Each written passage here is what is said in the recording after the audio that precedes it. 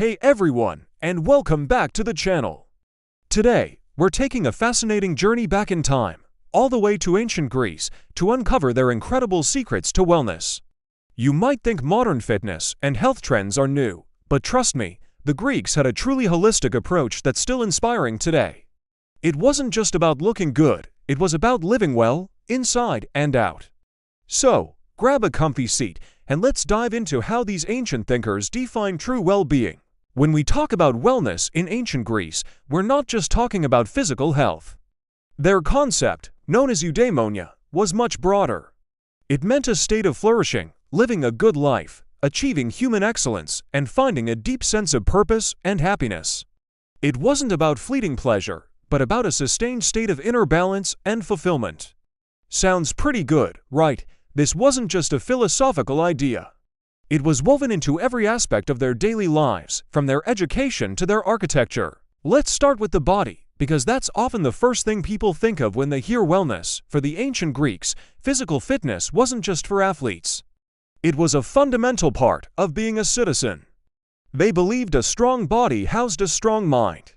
We're talking about regular exercise, often in places like gymnasiums, which weren't just places to work out, but also centers for learning and socializing. Running, wrestling, discus throwing, javelin, these weren't just sports, they were integral to a balanced life. They understood that movement was essential, not just for physical prowess, but for mental clarity and emotional stability. Think about how much better you feel after a good workout. The Greeks were way ahead of us on that. Beyond structured exercise, they also emphasized the importance of regular physical activity in daily life, like walking and even dancing. It wasn't about extreme workouts, but consistent, enjoyable movement, and it wasn't just for men. While the practices varied between city-states, women in places like Sparta also engaged in rigorous physical training. The idea was to cultivate a body that was strong, agile, and resilient, capable of performing daily tasks and contributing to society. This physical ideal wasn't about vanity, it was about functionality and vitality. Now, let's talk about the mind, because the Greeks believed strongly in the inseparable link between mind and body. A sound mind and a sound body, that was their mantra. Philosophy, rhetoric, music, and art were not just hobbies. They were essential components of mental well-being and intellectual development. They encouraged critical thinking, open debate, and continuous learning. Socrates, Plato, Aristotle, these aren't just names from history books. They represent a culture that prioritized intellectual growth and self-examination. They believed that by understanding the world around them and questioning their own beliefs, individuals could achieve a higher state of consciousness and inner peace. This intellectual pursuit wasn't just for scholars. Education was highly valued for all citizens. Engaging in deep conversations, reading poetry, attending theatrical performances, these were always to nourish the mind and foster a sense of connection and community. They understood that boredom and mental stagnation could be just as detrimental as physical inactivity. So, next time you're scrolling mindlessly, maybe pick up a book or engage in a thought-provoking conversation. The Greeks would approve.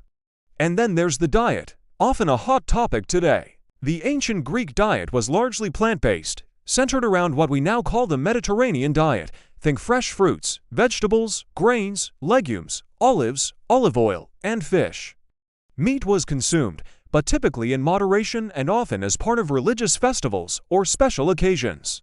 They weren't counting calories, they were focused on whole, natural foods, often grown locally. Wine, usually diluted with water, was a common beverage, consumed in moderation and often as part of social rituals, not just for intoxication. Water was, of course, essential, and they even had sophisticated systems for collecting and distributing fresh water. The emphasis was on balance and seasonality. Eating with the seasons, enjoying meals with family and friends, these practices weren't just about sustenance. They were about community, mindfulness, and connecting with nature. They believed that food was medicine and that a balanced diet was crucial for maintaining health and preventing illness. Hippocrates, often called the father of medicine, famously said, "Let food be thy medicine and medicine be thy food." This wisdom is still incredibly relevant today. But wellness for the Greeks went even deeper. They understood the power of nature and environment. Their cities were often designed with public spaces, like agoras and stoas, for social interaction and intellectual exchange. Temples and sanctuaries were places for spiritual reflection and healing. They also valued hygiene, with public baths playing a significant role in their daily lives, not just for cleanliness, but also for relaxation and social bonding. These baths were often elaborate, offering hot and cold plunges, steam rooms, and even places for massage. They knew that a clean body and a relaxing environment contributed significantly to overall well-being. Sleep was another critical, yet often overlooked, aspect of their wellness philosophy. While we don't have detailed treatises on sleep hygiene from ancient Greece, it's clear from their daily routines and philosophical texts that they understood the restorative power of rest. They weren't burning the midnight oil like many of us do today. Their lives were generally more aligned with the natural rhythms of day and night, allowing for adequate sleep. They knew that a well-rested body and mind were essential for optimal functioning and overall health. Community and social connection were also paramount. Loneliness and isolation were seen as detrimental.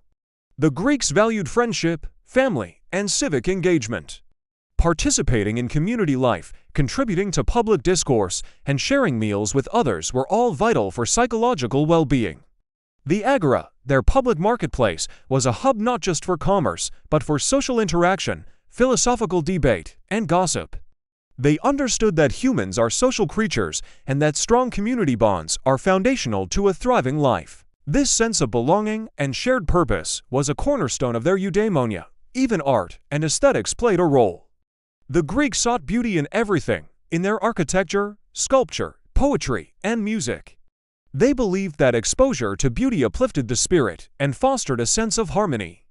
Walking through an ancient Greek city, you'd be surrounded by aesthetically pleasing structures and art designed to inspire and delight. This appreciation for beauty wasn't a luxury. It was considered essential for a well-rounded and fulfilling life. It fed the soul and stimulated the imagination. So, what can we take from the ancient Greeks' definition of wellness today? It's a powerful reminder that true well-being isn't about quick fixes or isolated trends. It's about a holistic approach, nurturing your body through movement and wholesome food, challenging your mind with learning and critical thinking, fostering strong social connections, embracing nature, and appreciating beauty. It's about balance, moderation, and finding joy in the simple, fundamental aspects of life. Their ancient wisdom teaches us that wellness is a continuous journey of self-improvement and self-care, deeply interconnected with our environment and our community. It's about striving for eudaimonia, a flourishing, purposeful life. And that, my friends, is a definition of wellness that truly stands the test of time. I hope you enjoyed this deep dive into ancient Greek wellness. What aspects of their philosophy resonate most with you? Let me know in the comments below. If you found this video insightful, please give it a thumbs up, share it with your friends, and don't forget to subscribe for more fascinating content like this. Your support means the world to me, and it helps this channel grow so we can explore even more amazing topics together. Thanks for watching, and I'll see you in the next one.